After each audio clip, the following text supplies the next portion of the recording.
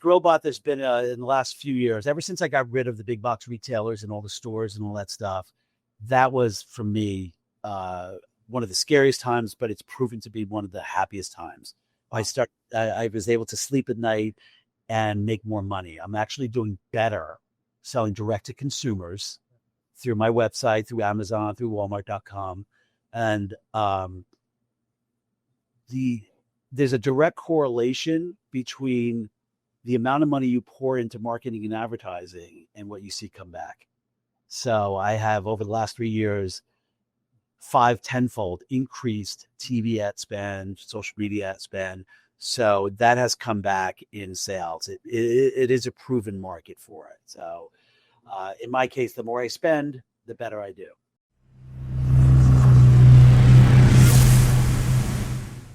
Welcome to another episode of Everything Intellectual Property. Today, we have a very special guest with us. This person has invented the world's first automatic grilling robot. Please help me welcome the founder of Grillbots, Ethan Woods. How is it going, Ethan? It is going. Every day to me feels like a Monday. So, oh, man, look at I thought you were going to say Friday. I'm not sure if every day feels like a Monday. No, every day feels like a Monday here at Grillbot for sure. But things are good. Things are good. Thanks for inviting me on. I appreciate it. No, absolutely. And I'm excited for this one just because, a lot of times you see these products that are on maybe commercials or whatever the case may be, and then getting a chance to kind of talk to the brains behind the operation. It's always something that I look forward to. So I guess for the guests who's maybe listening, whether it's on the podcast or kind of the full video version, can you kind of explain, and haven't maybe seen a commercial or whatever the case may be, can you explain Grillbots to them and what it is that it does? Sure. Well, first of all, Grillbot is for anybody who loves barbecuing, but they hate cleaning up and scrubbing the grill. So this is simply a robot. Think of the Roomba for your grill, basically. You just press a button, close the lid, and Grillbot will do all the scrubbing and clean up for you. It's really as easy as that. There's just a timer button. You could set it for 10, 20, or 30 minutes. It's heat resistant up to 250 degrees. So you can put it on a warm grill, and the brushes pop off, go in the dishwasher. We start everyone off with nylon brushes. They're really powerful. They're really strong, and they last actually the longest. But if you want a deeper, intense clean, we have brass. We even have stainless steel brushes, which is more like industrial strength. So we kind of cater to anybody's style. Some people really just like a little clean. Some people want a deep clean. No, nice. And I definitely, I'm not maybe a huge griller just because I leave that to the professionals, but I love a good. You like the barbecue. Yeah, exactly. I love the finished product, but yeah, it seems like that's always a common theme, regardless of where I kind of consume the barbecue from, is cleaning the grill. Obviously, the person who has been grilling out, typically grilling is not like a 30-minute thing or an hour thing. Typically, you're on the grill for some hours, and to be able to have to clean it after the fact is like, man, just adds a little extra work or a lot of extra work that seems like this product definitely solves. How long does it typically take to actually clean? Or I would imagine it depends on the size or whatever the case may be. But typically, how long does it take to clean the grill? Yeah, well, sure. I mean, like I said, everybody has a different sense of what clean is. And it's got 3 timers set. It's 10, 20, or 30 minutes. But it is a set and forget device. So the idea behind it is when you're done cooking and you take the food off, you just throw the Grillbot on, hit the button, and walk away. And you're going to dinner, you're in the house or at the picnic table, wherever you are, and you're enjoying your meal, and Grillbot's cleaning up while in the background. So you're not standing around waiting for it to be done, which is nice. But I think we've all had that experience where you've prepped the food in the kitchen, you're excited to get your barbecue going, you walk out there, you lift up the lid, and the grill's just dirty and it's a mess. That momentum. Find the brush if you have one that's not broken or flattened or whatever, and start cleaning the grill. So the Grillbot really solves this problem easily. Sure. Yeah. No, and it seems like the best time to clean the grill is when it's a little bit of heat in the grill, as opposed to you're trying to clean it from a cold state, which seems like would be a lot more difficult. Yeah, I've been using Grillbots for 10 years. Matter of fact, some of my first prototypes 10 years ago, I'm still using. Really? Yeah.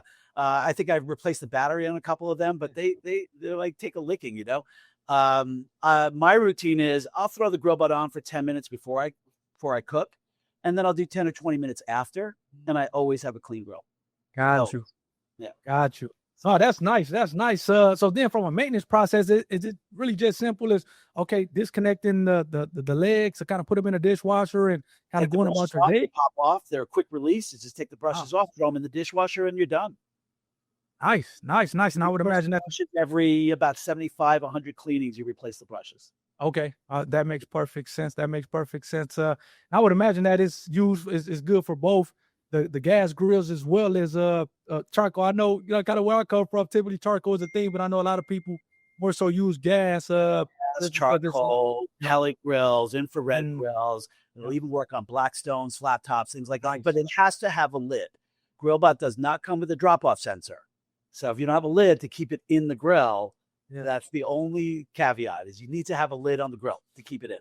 Oh, okay. Because I was going to ask you what was the reason for the grill having to be closed, but it seems like that's kind of keeping it from kind of going over Rolling the off. top there. Right. Yeah. It was really, we tried. It's very difficult trying to come up with capacitor sensors Yep. or a way to tell the Grillbot that the space between the surface of the grill grates and the edge, there's a difference between that, and it wasn't picking that up. Plus, it's hot and greasy Yep. with chunks of debris on there. It was just too difficult. So you simply close the lid. Oh, and that makes sense. I guess the only time have seen a lidless grill is really at the parks. Typically, those kind of grills are kind of don't have a lid.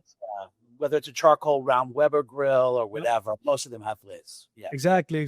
So it seems like that's hopefully the lid hasn't broken off. I've seen crazier things. People So love they it. kind of Like their pet, they're like, they can't, once you have a Grillbot, you really can't live without it. You're so accustomed to just pressing a button now. And so, yeah, it's pretty funny the comments that we get from people. no, and that's interesting. I kind of think back of Steve Jobs, and he obviously coming up with the iPhone, and people not knowing that they kind of the power, the need for the iPhone back then. You have the Blackberries, whatever the case may be. But then him saying, "Hey, people don't need they don't know what they need until you tell them." So it seems like they don't know that this thing is really life changing until you put it in their hands and they're using it, and it's like, okay, I can't go without it. Where was this all my life? Right. Exactly. So then, from an inspirational standpoint, kind of reading a story about kind of how did you come about this? But can you kind of share that with the audience as far as how did this kind of aha moment, so to speak, kind of come about for you to kind of say, okay, I need to create this product to solve this particular issue? Yeah, sure. It definitely was an aha moment. For me, it's kind of an interesting story because I grew up in Manhattan, and here in the city, you're not allowed to grill. Yeah, there's no grilling here. I mean, occasionally people have a little hibachi or something on their balcony or whatever, but buildings don't allow it. And so I have a house up in the country, a log cabin. I go up there. It's about 2.5 hours away. And I was up there one time and I was getting ready to barbecue. We were having friends come over, my wife and I, and I went out to the grill, and the brush, the bristles were completely flat and wouldn't clean the grill. And I was really kind of annoyed, and I didn't want to have to go driving down the road to the store to get a new brush. And people were coming over. So I remembered in my garage, I had a round bristle metal brush that attaches to a power drill. So I'm like, all right, let me see if I can use that. So I took the power drill, I put the round bristle brush on it, stood out at the grill. This was an old power drill too. It was a plug-in. I had to get a long extension cord. It weighed 100 pounds, not 100, but it was really heavy. And I'm sitting there holding my arm up, like scrubbing the grill with this. And I'm just thinking how stupid this is. Why can't you just press a button? Literally, that's what I said to myself. And that was the aha moment. Why can't you just press a button? And then the rest, I don't want to say was history because it took 3.5 years of development and all my life savings and more to get it to market. So it was a long, arduous learning curve with a ton of mistakes from the aha moment to final production and actually getting it out there. So I have to ask you this now. Do you regret, I guess, the moment, or just kind of going through? I don't want to say do you regret it. I think I'm framing it probably incorrectly. But I guess would you do it again would probably be a better, knowing what you know now and the ups and the downs and everything that you have to go through to kind of, especially with this particular type of product.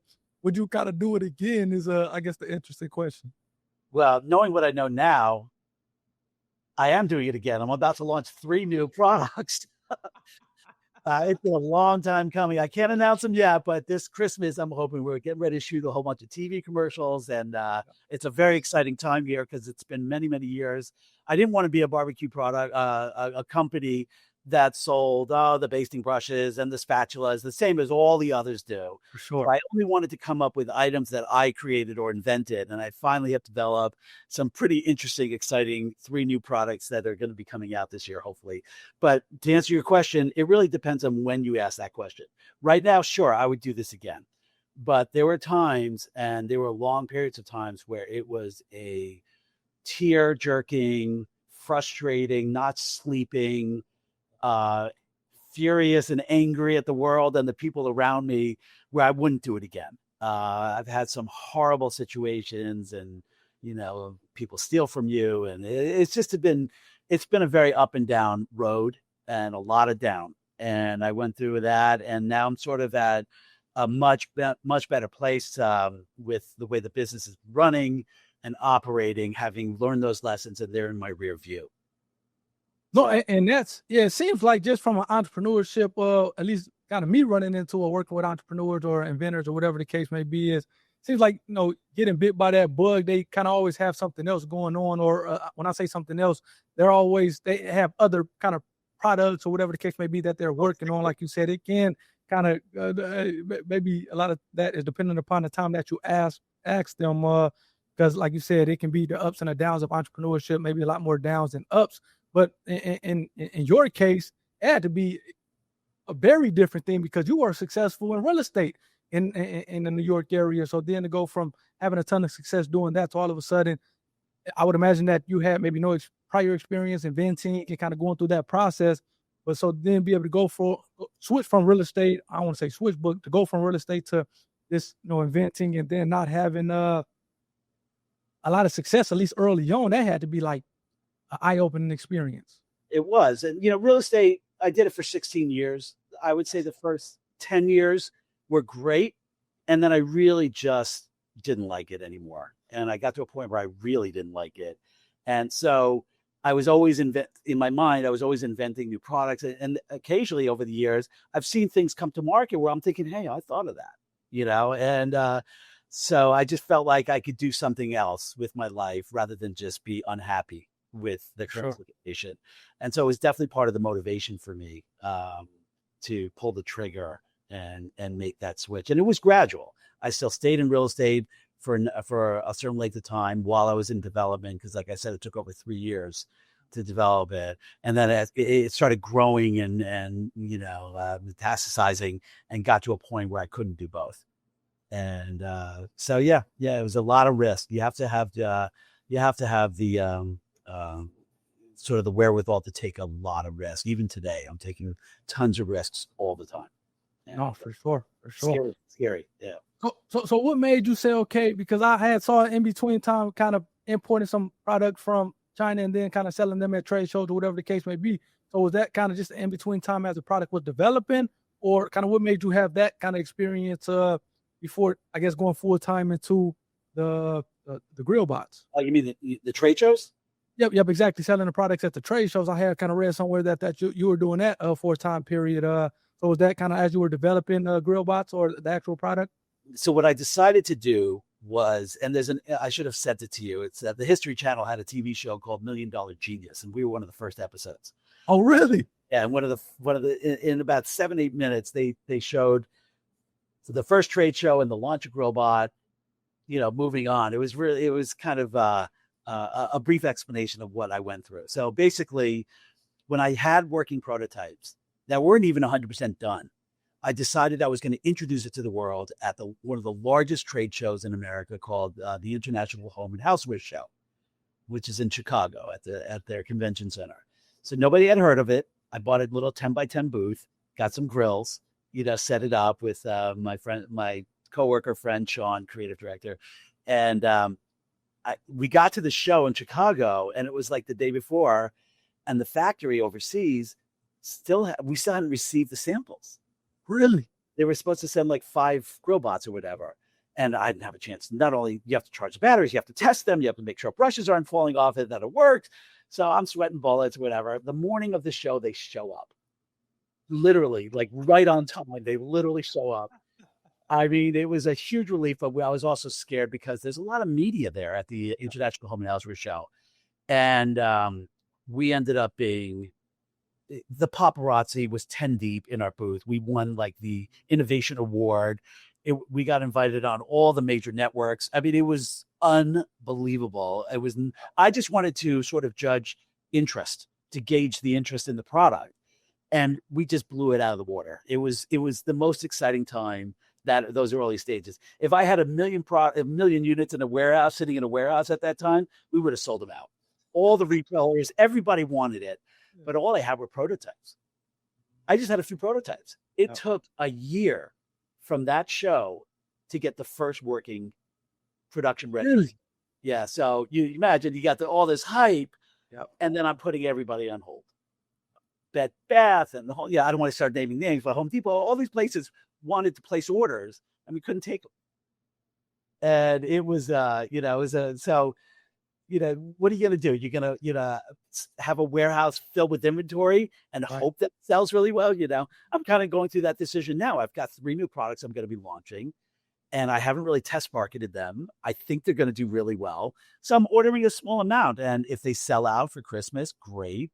But it won't be enough, and I'll just have to go into next year with that knowledge, So it's, like I said, it's a lot of risk. You can end up with a warehouse full of inventory that nobody wants. Yeah. So, but how do you balance that, I guess, as an entrepreneur? Because, I mean, you hear that story a lot where it's like, okay, you're going on these promo runs, so to speak, trade shows, whatever the case may be. And, say you get this big media hit and next thing you know, you're on all these kind of media outlets and the buzz and the hype is through the roof. But either you don't have maybe the actual product yet because these are kind of prototypes, or you have a warehouse that has some product, but maybe it's not nearly as enough or not nearly as much as the demand. But again, you want to take advantage of the demand, but not overexpose yourself with having all these products. How do you balance that as an entrepreneur? Well, a lot of the decisions are financial. What can you afford? There's a huge expense with all this. And then it's your risk aversion. How much risk are you willing to take? Yeah. And there's no formula. I can't give advice on that. I don't think I've run or started this business or continue to run this business in the traditional way. I don't have investors. I don't have mentors. I don't have partners. It's just me, and I hire people as I need them, sort of independently. And I kind of go with my gut all the time. And your guard is up. Because early on, when you don't know what you're doing, everybody wants their hand in your pocket. Everybody wants the upside. Nobody wants the downside. I've had a lot of offers for businesses or other companies to buy me out or to partner with me. And the theme is always the same. We don't want the risk. We just want the reward. Give you some money now, more, and so I've decided I'm just going to continue to grow my business and down the road, we'll see what happens. But, so there's no formula for this. It's really just how much risk you're willing to take, how much you can afford, and how much you believe in what you're doing, No, and I think that, the last thing you just said, I was going to mention that you must really believe in a product. Cause again, you were talking about investing hundreds of $1,000s of your own money and kind of taking mortgages out on a house and then kind of be able to do all that and really all in and not necessarily do the traditional route with making investors money or whatever the case may be. Either you just really believe in a product or you kind of don't necessarily want to got the horror stories of, okay, this person took my company, took my product because they, someone signed some paperwork and really didn't understand the intricacies of it. So I guess which camp do you fall in terms of, okay, just going all in with your own personal funds without necessarily kind of trying to get the help from other people to at least kind of de-risk your your investment into it? Well, I feel like it's not that I don't play well with others, but if I had partners who had a different way they wanted to run things, I could see a lot of problems with that. And I've really just wanted throughout to retain and maintain ownership of the business. Gotcha. I like taking advice from a lot of different people. The more advice, the more different eyes that see this and give me opinions or their, advice, I take that and I use that. I don't just have my own vision of this. I seek out what I can from others. Gotcha. Because you can't be, the assumption is you have to be an expert in everything with this. Oh. You're just not. You're not an expert in logistics and marketing and sales and financing and all of that stuff. And so you need to get advice where you can. But you also have to take it with a grain of salt because people have an ulterior motive. Oh, you're exactly right about that. So then from just the IP perspective, because I would imagine that coming from real estate, it maybe wasn't a ton of IP, particularly patents. So was this something that you kind of knew on the front end or beforehand, or was it like the school of hard knocks learning about patents and trademarks and all that stuff as you're looking to protect it? Because that's what I see a lot of times as an IP attorney where people go wrong is because they didn't necessarily protect the product at all, or they didn't protect it the right way, or they didn't protect it maybe as soon as they needed to, and that kind of can cause problems later down the line. So somebody such as yourself, who's kind of doing everything at this point on your own, when did that become important to you, and did you already know about IP beforehand? Well, I've always heard about it. I didn't know a lot about it. Real estate, you don't need it for anything, IP protection. So for me, it was an eye-opening experience, and it was a very costly experience. I decided with Grillbot that I was going to go all in on IP, meaning it wasn't just design, but it was utility, patents, it was copyright and trademarks. And it wasn't just in the US. It was Canada and Mexico. It was Europe, most countries in Europe, Scandinavia, even Asia-specific countries, because I knew factories and component parts were being made in those areas. And so I spent, I'll just tell you, it was over $500,000 in all the IP because it took a long time and there was a lot of it. I could show you Excel files where I have 5 or 6 pages of all of the protections that I have in place. And it was probably overkill because I didn't know what I was doing. Gotcha. And sure, I don't know if the attorneys, no offense, for selling me a bill of goods or whatever, but it was extremely costly. And I would say the biggest eye-opener for me, or the thing that I didn't realize, is that having this IP protection is great, but you better be able to afford to defend it. And for a long time, I wasn't. And I'm not even sure I am now, because a big company could come in, steal your IP, and drag you out in court for years. And if you don't have the millions of dollars to defend it, what good's that IP? Well, and I'll tell people all the time, if you're not going to at least send a cease and desist letter or not willing to defend your IP, then it's probably not worth getting, just because that's, it's only as good as, you're willing to defend it. But I guess on the flip side of that, and this is a great question to ask you, how do you kind of reconcile that? Because to the extent that you have no IP or nothing that's going to protect, not saying that you need it for your case as it relates to investors, but a lot of times investors want to see that it's something that's protectable there. But then number 2, you kind of want to build a moat around your product so that it's not as easy for other people just kind of to duplicate. And we all know that maybe a lot of companies in China are going to always illegally do things anyway, but if you don't have anything that's protected and it becomes a hot commodity, other people imitators are going to flood the market. And if you don't have anything to say, hey, stop, then it's almost like, why even go into business at all at that point? Because it's only a matter of time before, you're going to be outcast or whatever the case may be. So in my case, I don't have investors, so it's kind of my own decision in this regard. But I was lucky enough in the case of Grillbot that it's actually a complicated product to build and expensive to build. They're not cheap, these Grillbots. By the time they landed here, I'm not going to talk money, but they're very expensive. So that dissuades a lot of companies from trying to steal when it's difficult to build and it's expensive, and they know you have IP protection. Those 3 things have safeguarded me over the years with this. Now I've got some new products coming out. Honestly, one of them for sure, I am not going to put any protections on. It's easy to copy.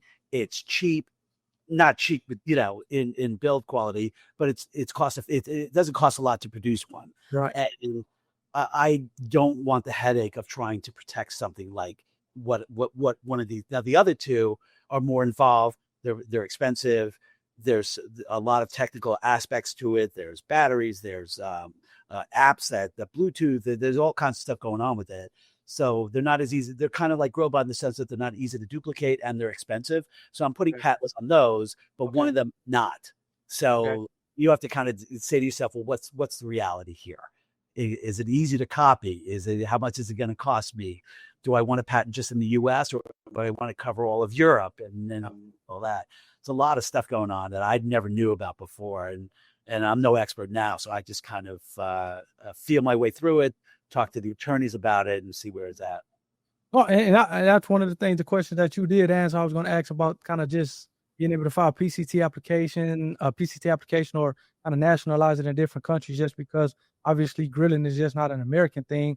Talked about protecting it in Canada and Mexico and Europe and other countries, because grilling is more of a worldwide thing. But it's interesting also that you kind of talked about maybe your approach, at least up until this point in time, has been, okay, if it's kind of difficult to reproduce and maybe expensive, then it's worth putting a patent on. But to the extent that it's a little easier to reproduce with the one of the three products that you're looking to come up with, then we're not going to kind of protect it. And it seems like maybe just I don't want to say okay, but just going to say, hey, to the extent that somebody wants to kind of duplicate it, then it almost is what it is.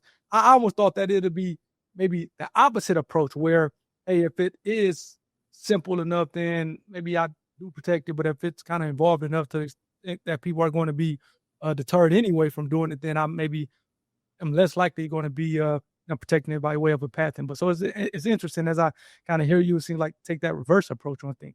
Probably because I'm dyslexic. No. I mean, but again, it's no kind of one. There's no one answer or one size that fits all.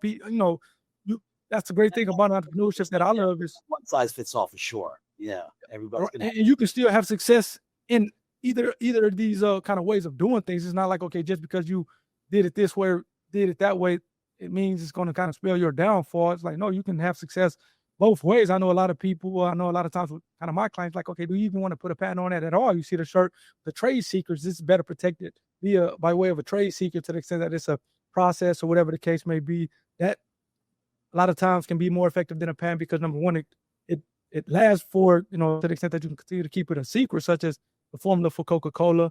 But I guess that the other part of it is, to the extent that somebody can't kind of reproduce it, then that always kind of helps out, or in terms of it leaning to being a trade secret as opposed to a patent. And then even the type of patent. I mean, a design patent apparently is easier to copy or mimic or whatever, but a utility patent's more the crown jewel, and that's the one you really want. It's the utility patent, but sure. So yeah, I mean, it's also difficult because when you do get a patent, you have to maintain that patent. So it's costing you money continuously, and so when you have a lot of different countries involved, and just seeing those bills come in, you're like, how important is this? For sure. And that's almost maybe a better conversation to have up front. Like, okay, yeah, we can protect it in all these different countries, but know that you have to pay maintenance fees. I would probably say Europe and maybe US are kind of a little bit more expensive compared to other countries. But you're going to have to pay maintenance fees and, well, that's stuff, attorney fees and right. Yeah, exactly. So free, that's for sure. Yeah, right. But I would also say, whether you have a patent or not, like, especially when you don't have a patent, one of the best things I recommend is speed to market. So if you have an idea and you're ready to launch, like right now, the one product of the three that I'm not going to patent was actually ready last year. Oh, wow.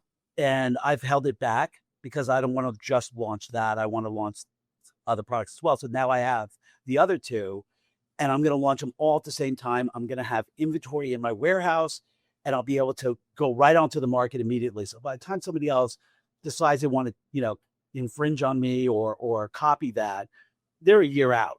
Yep. It takes a long time to copy somebody and go and do these things.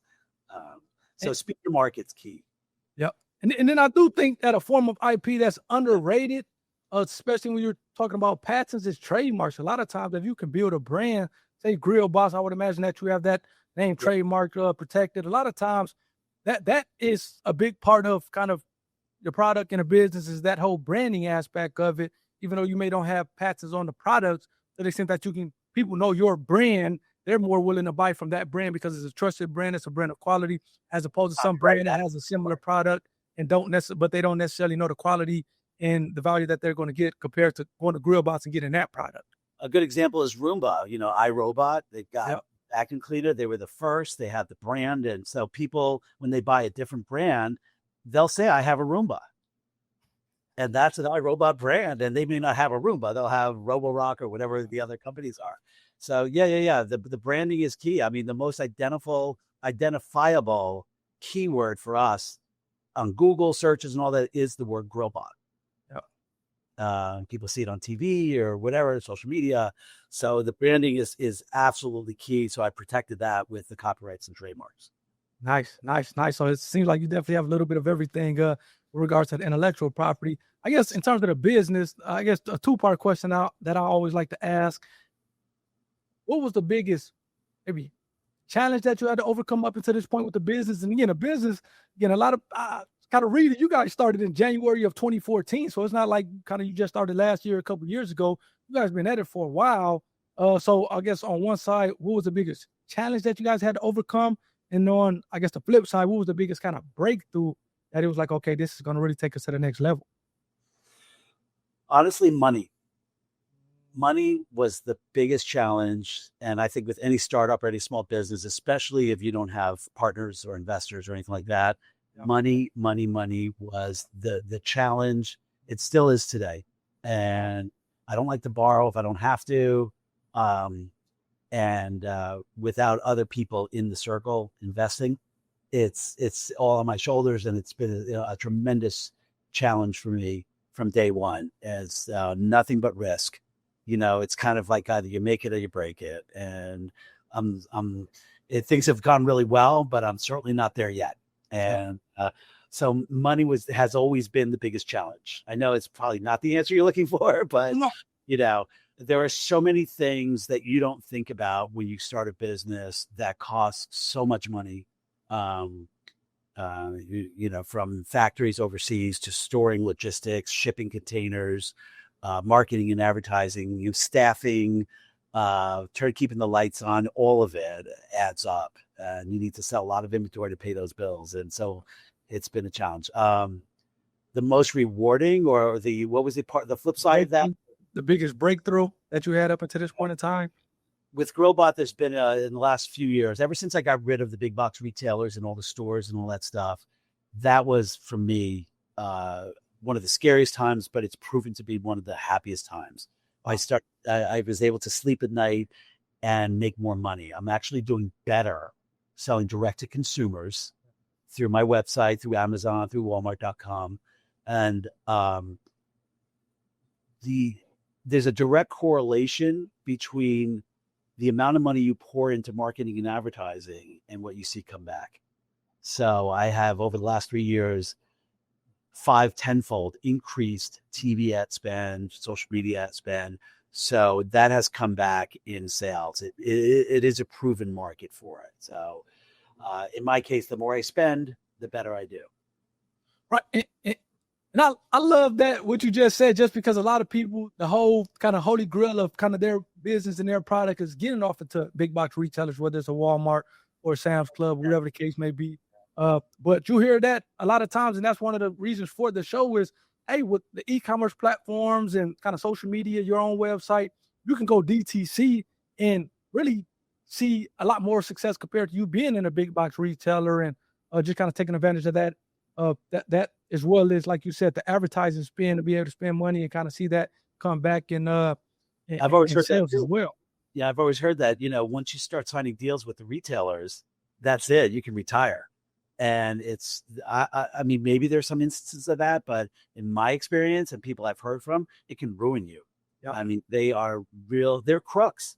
They really are. They'll damage and break or lose inventory to take it off the invoice. They'll do terrible things. They'll place large orders and have you build displays and then not buy them from you or take them from, and they don't care. They just want to throw things out there, what works, and so I was not a firm believer in them. I was disenchanted after a few short years, and I'm like, I'm done with this, For sure. Then on the worst side, and again, it seems like your product was a saving grace just because of the amount that goes into kind of building a product. But a lot of times they will see a product that's doing good, and next thing you know, they have their version of that product, whether it's, I don't want to kind of call out any names specifically of retailers, but they would come out with their version of that product to kind of take away sales. And then obviously they're not rather than compete against you. Exactly. They don't have to pay against the pay for the store shelf, the shelf space and all that you have to pay for. So now they can price it. They can undercut your price. And it's a dirty world out there once you start kind of paying attention to what's going on. One thing I should mention that people don't realize that I was really shocked about is that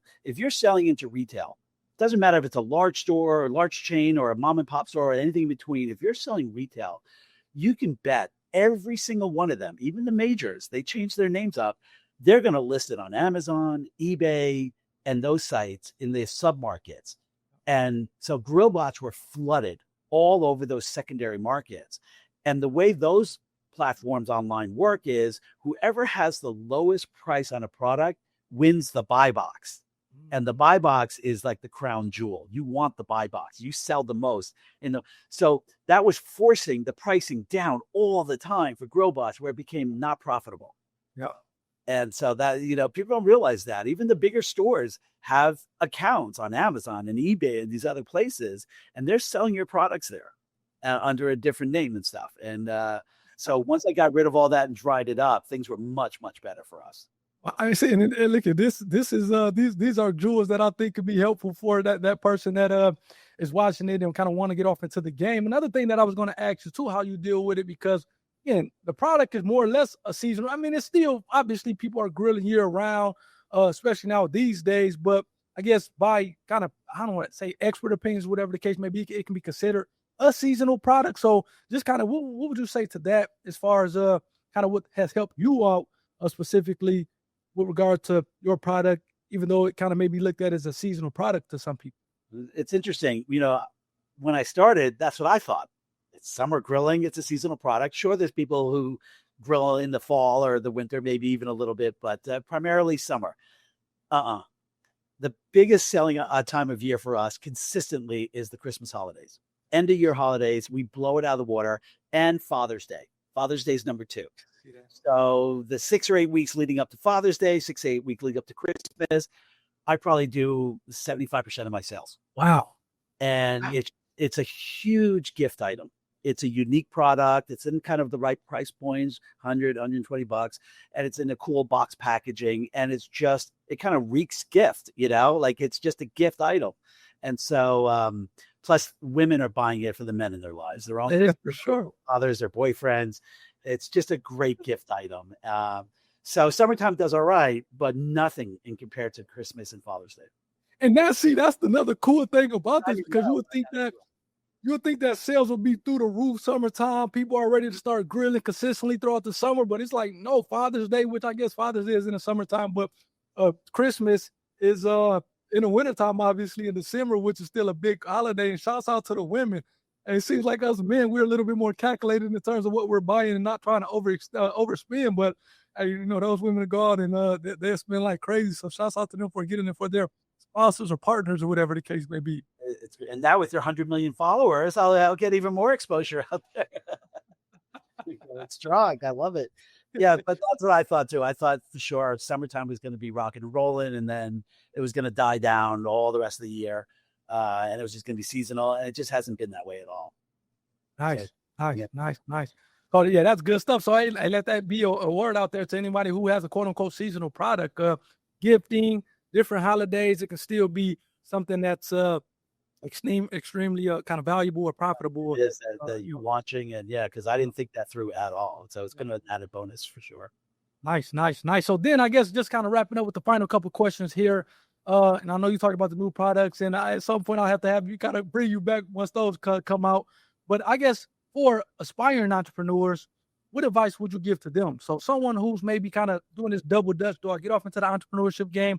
Do I not get off into the game? I guess one question I always get, and if I had $1 for every time somebody told me this, I'll be a millionaire in terms of I have an idea. As soon as they find out that I'm an IP attorney or a patent attorney, they say, I have an idea. And even to your point, you talked about it earlier in the interview, where a lot of times people, they have something in their head, and if they don't do anything about it, at some point, somebody else is going to do it about it. So you talked about seeing stuff that you thought about at different points later down the line, kind of being products and things like that. So everybody has some type of creative idea based on something that they're going through or whatever the case may be. So what advice would you give to those aspiring entrepreneurs on whether or not to kind of get off into the entrepreneurship game or to not get off into it? Yeah, good question. Well, it's tricky because, once you tell somebody your ideas, they're no longer your ideas. So you have to be careful about who you trust and who you don't. Even from a patent perspective. So not only just from like that side of things, but, and I would imagine that, from a patent perspective in the US, they give you a registration period. You've already shared with the world what you're going to do. Yep. Once it's out there publicly, you're gonna have a really hard time actually getting a patent on it. For So sure. you have to be careful at the beginning, keep it close to the vest. Talk to an inner circle of people, advisors, sign them and have them sign an NDA, a non-disclosure agreement. I have a whole stack of them. You can download one on your computer and just put your name, date, and address and theirs. And everybody I've talked to signs an NDA, and Sure. it just adds a layer of protection. Don't do what I did. I went in alone. I really just didn't want the partners and the headaches that I thought I was going to have with that. And I went in by myself. And in business, they always talk about the smart people use other people's money, and I didn't do that. So I guess I'm a good person to ask the advice on, because I made those mistakes, and I can advise against doing that. So I would start out by saying, don't go it alone. If you can avoid spending your own money, that's great. I have a really good friend, David, who had a great idea for a product. I'm not going to mention it, who he is, but he went into business with his rich uncle, or I forgot who he was. And even though it was David's idea, his uncle or cousin put up the money for it. It wasn't a lot of money, but he put up the money for it and just took it over and shut David out completely. Really? And you hear those stories. You definitely hear those stories. Relative. That was and it was a horrible situation, Yes. and not very nice. And you always want to look in the good in people, but when money's involved, sometimes it gets pretty nasty. So he had a bad experience with it. It didn't do well because the cousin ran it into the ground or whatever, but at least David didn't lose his own money. He just lost some time. So I would say, don't do it alone. Try to get other people interested and invested in it financially and with their time, and come up with a business plan. I hired a company early on to develop a business plan with me, and that's how I started. I forgot the second part of your question. I was going to mention, what was it that I forgot. But what was the other part? Then I guess the second part to it, or maybe the final question was and maybe the most important question: how can people follow you, as well as, more importantly, purchase the product? Oh, well, grillbots.com or grillbot.com. I own the domains. You can go there. You can go to Amazon. You can just Google search, automatic grill cleaning or robot grill cleaner, and we'll pop up all over the place with that for sure. And we'll probably introduce some discounts in the coming weeks. Actually, end of summer discounts are coming up too. So we like to give people, it is an expensive product. It's an investment. I recognize that. But like I said, I have Grillbots that are 10 years old that work just fine. You just replace the brushes, And by the way, it does come with a rechargeable battery, so you don't have to deal with anything. You just with a power cord, you just charge it up. So grillbots.com or Amazon, and type in Grillbot, and there you go. And to be honest, I know you had talked about, I think maybe $120 or whatever the case may be, just from kind of interviewing people over the kind of year or so. It seems like that's a bargain rate these days. I've seen products $300, $400, $500, which is like, wow, that's kind of getting up there. But if you're talking about something that's going to be just over $100, that's going to last for 10 plus years, kind of going back to what I was saying with a whole kind of people stealing it and kind of not really having a product that is as quality as yours. That's again, have a times your dollars. Say that, yeah, right, exactly. $20, $25 for Grillbot, for a good brush. You're replacing that. It's definitely going to pay for itself. It sounds like over time. There is nothing worse than scrubbing your grill by hand and then having it break on you, or the bristles flatten out, or the handle breaks, and then you're stuck, and you're just like. So never a problem with Grillbot, for sure. So nice. And as you even mentioned earlier, and as an attorney, I'm more so worried about my time. If I can save 30 minutes, whatever the case may be, having to clean a grill before and after, and I can kind of do something else. Hey, that's worth $100 all day, in my opinion. That's where the world's going, right? Vacuum cleaners and everything else. You push a button, walk away, you're happy. That's what this is. It was cool because I knew we were going to do this today. And yesterday I was kind of driving along the highway. At least here in Michigan, you have the grass, but it's on like an angle because it goes from an angle down to the road on the highway. And they have, at least here in the state of Michigan, in the Detroit area, they have these little kind of lawnmowers, automatic lawnmowers that are just kind of cutting the grass that is on an angle by themselves. they had some people that I guess was overseeing things, but they were kind of automatic, kind of lawnmowers cutting the grass at the same time. So lounge chair drinking their Mai Tais or whatever. So I do put it that they're definitely we're definitely as a society going towards more of the automatic stuff. So it seems like you're way ahead of the curve coming out with the product 10 plus years ago. So shouts out to you for that. Well, audience, hopefully you guys enjoyed this one. Ethan, he had a lot of jewels that he dropped throughout it. So hopefully you guys had the pens and the notebooks out taking notes. Maybe you have to kind of watch this again because there was so much value in it. Hopefully you guys enjoyed it. As I talked about, definitely go pay for the Grillbots, go purchase the product. It's going to be, as Ethan talked about, a great gift for your husband, for your spouse, whatever the case may be. And it's definitely going to be worth the money and more. It's going to last. He said he's still using one from 10 plus years ago. So it's definitely going to be the value, worth the value over time. So hopefully you guys got tons of videos. You can see it in action. Go to YouTube, see it in action. But grillbots.com, you can reach out to us too with questions and stuff like that. And if it's directed to me, they'll send it to me and I'll answer them. Nice. Yeah, I was checking out the reviews. A lot of great reviews on the product. And I think it was like over 3,100 kind of 5-star reviews or whatever the case may be. So 3,100 or something along those lines. But it was a lot of great reviews, a lot of people loving the product. And one of the things that I did notice, to your point, is the customer feedback, the customer service. I saw a lot of compliments on great customer service. I called with the question. They got back to me ASAP. So it was a lot of good things that I kind of saw in those reviews as it relates to customer service. So shouts out to that. It's actually too bad we didn't talk about that at all because that the customer service is going to make or break you, especially with a product type company. So we take it extremely seriously. You can't please everybody in this world, but we go that extra mile. We really try hard. If something's out of warranty, someone's dead battery, whatever, 9 times out of 10 we're going to help them out. And if someone comes back to me 7 years later and did something wrong, I dropped it in the swimming pool, we're not helping. The customer service is I would say number 1, number 2 on the list of the most important things when running a company like this. Without that, you're dead. And I 100%. I was interviewing a gentleman recently. He talked about, hey, I don't care about if people are going to try to copy my stuff because I know our customer service is going to be better. And a lot of time when maybe Chinese manufacturers try to copy it and sell it here in the U.S., clearly you're not being able to call and kind of talk to somebody over the phone in China. So that's going to give you a leg up there. But it seems like these days customer service is at a premium. That's regardless if it's a product or service business. You can have good customer service. You're just going to be, you're going to be a shoulder above the competition just because customer service is lacking a lot of times. And it seems like I said, just from me reviewing, looking at the reviews, your customer service has definitely been an A+. So shout out to you for that. Yeah, absolutely. So, all right, audience, we'll see you guys next time. Hopefully you guys enjoyed this one. Take care. Peace.